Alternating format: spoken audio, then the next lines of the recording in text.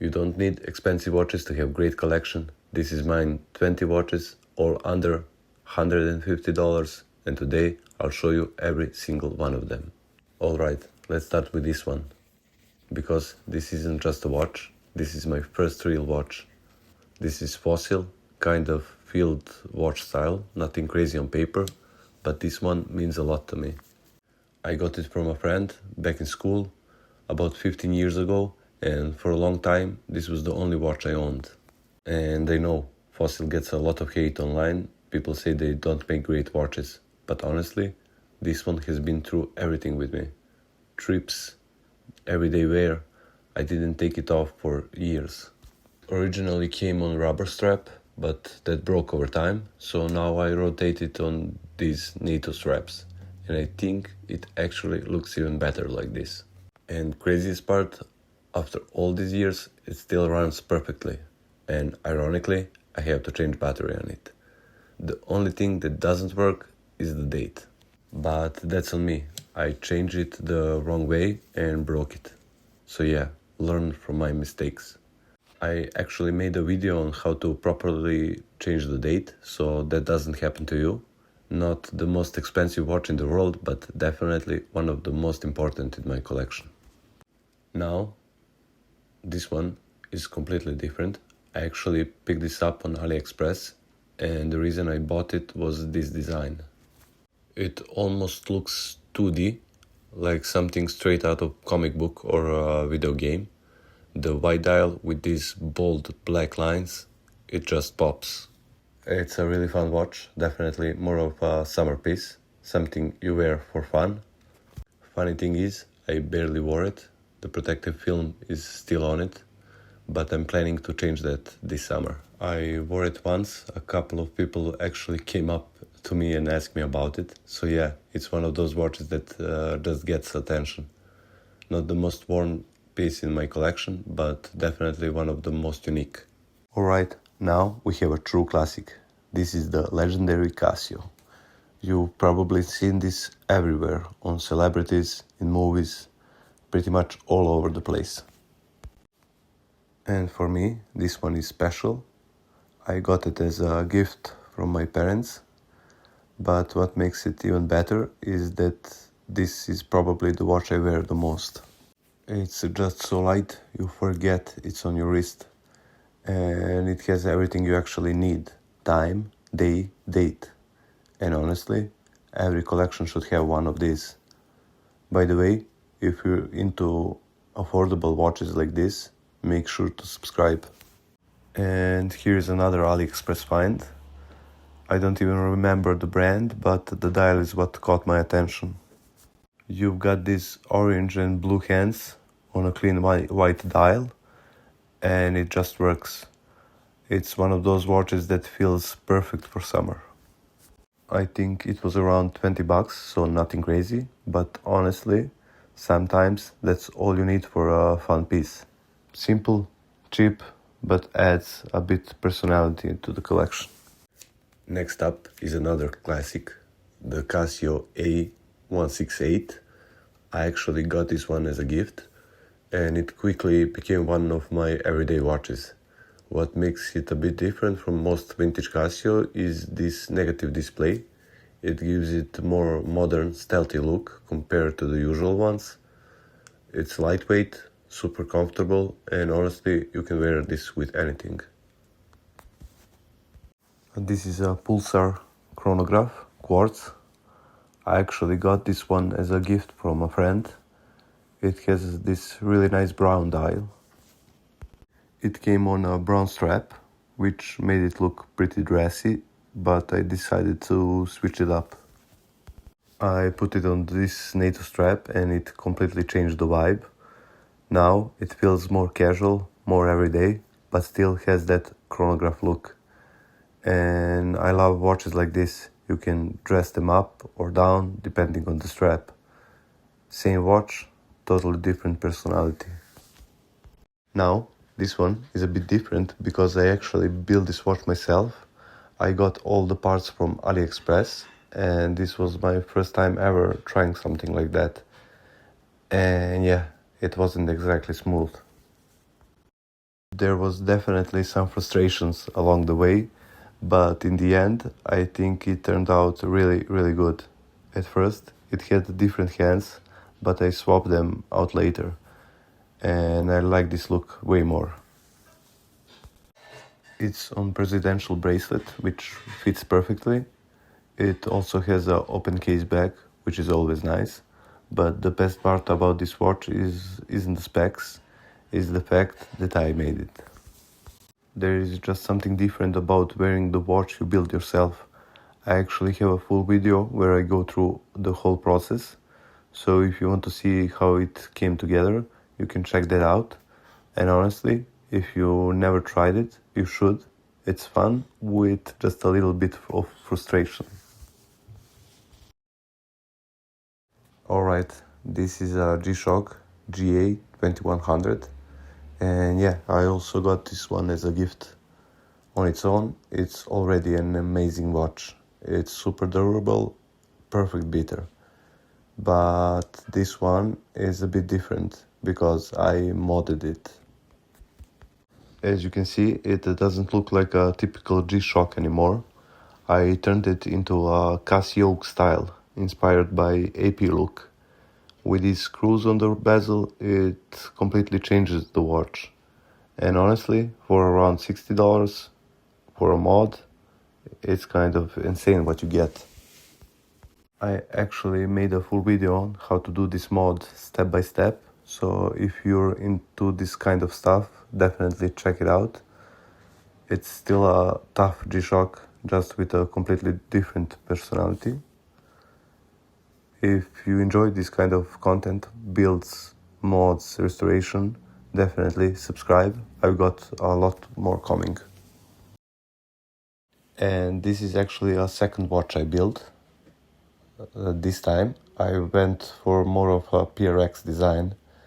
At first it had a yellow dial, which sounded good in theory, but in reality I just didn't like how it looked. Switched it up.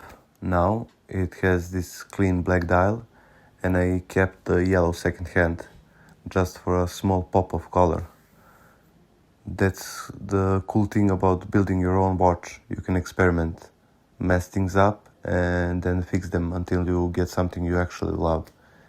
And yeah, I also filmed the whole process of this one, so if you want to see how it came together, that video is on my channel. And this is probably the most important watch in my collection. It's an old Russian watch called Start. It was my grandfather's, then my father wore it, and now it's mine. When I first got into watches, my parents sometimes talked about this one, but we couldn't find it for a long time. And then, after years, they finally found it and gave it to me. The crazy thing is, it was still running after all those years, but I still took it for a service, just to be safe. And when the watchmaker opened it, he smiled and said, "The last time this watch was serviced was by my father, in 1982. That's honestly insane. I don't really wear this watch, I mostly keep it in my collection. Sometimes I wind it just to keep it going, not because I have to, but because it feels like I'm keeping the small part of my family alive." Next up, a classic. This is a Seiko 5, older model, automatic, with a clean white dial. You really can't go wrong with this one. It's simple, reliable, great everyday watch, but honestly, one thing annoys me. This one doesn't have hand winding, so every time it stops, you have to shake it to start it. Not a big deal, but still a bit annoying. But once it's running, it's perfect. Clean look, automatic movement, just a proper watch. Nothing flashy, but must have in any collection. Here is something a bit random. This is a vintage Quartz watch. I found it online and I just liked how it looked. It has a square case, very clean, very vintage. I paid around $20, so nothing crazy. It came on this leather strap and it actually fits the watch really well. To be honest, I didn't research the brand much, I just like the design, and sometimes that's enough. Another square watch, this is Sanda, inspired by Cartier tank. I got it from AliExpress for around $20. It came on a leather strap, but I changed it for the metal bracelet, and I think it looks much better now. It feels more solid. And yeah, it's clearly inspired, but that classic square design just works. Simple, clean, more about style than anything else. Next, another Seiko 5, but this one is special. It was my first Seiko, and the reason I bought it is the dial. This yellow dial just stands out. Seiko is really good at dials, even simple watches feel special. I also changed the bracelet for this Jubilee style.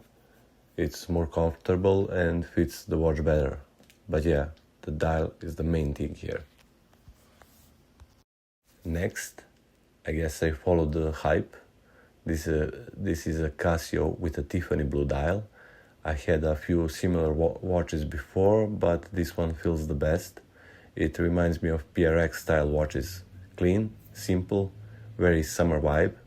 It's quartz, nothing complicated, just a fun, everyday watch. And honestly, this dial just works. Alright, this one surprised me the most. This is Seagull 1963, also from AliExpress, but this is on another level. It's a mechanical chronograph for around $150. When I got it, I was honestly shocked. It looks way better in person. I chose the version 38mm size with a sapphire crystal, and it just feels more premium. But the best part is the movement on the back. It looks amazing. This watch really shows you don't need a lot of money to get something special. For me, this is a modern classic.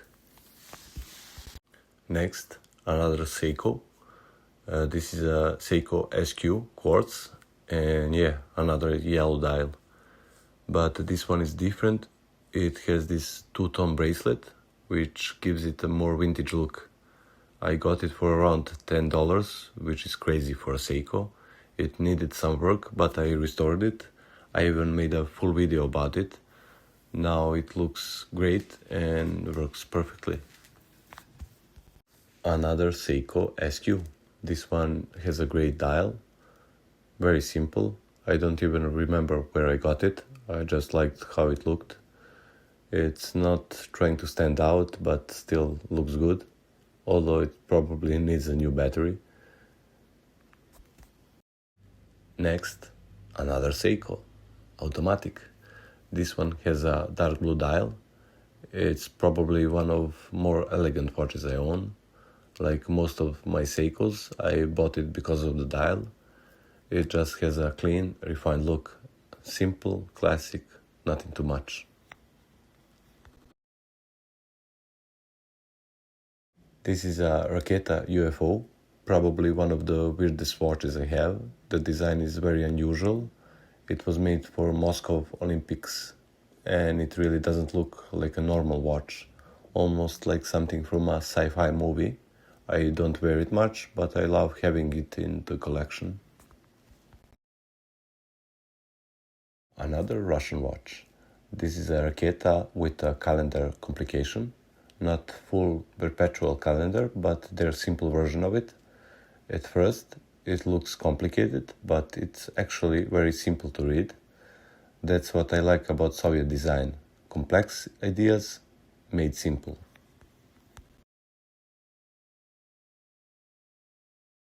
And finally, the most fun watch I have.